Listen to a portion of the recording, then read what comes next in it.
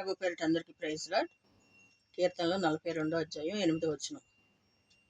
ఆయనను పగటివేళ యెహోవా తన కృపను కలుగును ఆజ్ఞాపించును. రాత్రివేళ ఆయన్ని గూర్చిన కీర్తనయు నా జీవదాత అయిన దేవుని గూర్చిన ప్రార్థనయు నాకు తోడుగా ఉండును.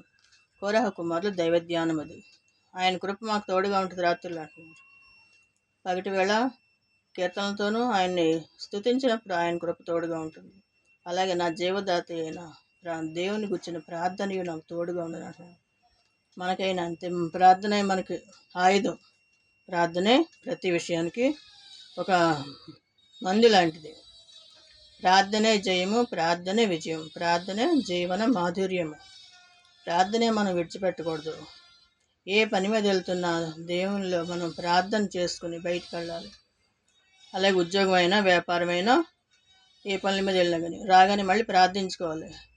దేవాక్షేమంగా తీసుకొచ్చే వందనాలు నాయన అని దేవుని స్తుతించాలి, ఘనపరచాలి. ప్రార్థనే మనకు తోడు. కాబట్టి మనం ప్రార్థన ఎన్నడూ కూడా విడిచిపెట్టకూడదు. మన బిడ్డలకు కూడా నేర్పించుకోవాలి.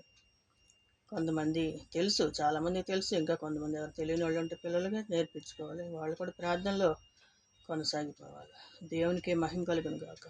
దేవుని కృప మీ అందరికీ తోడుగా ఉండును గాక. ఆమేన్.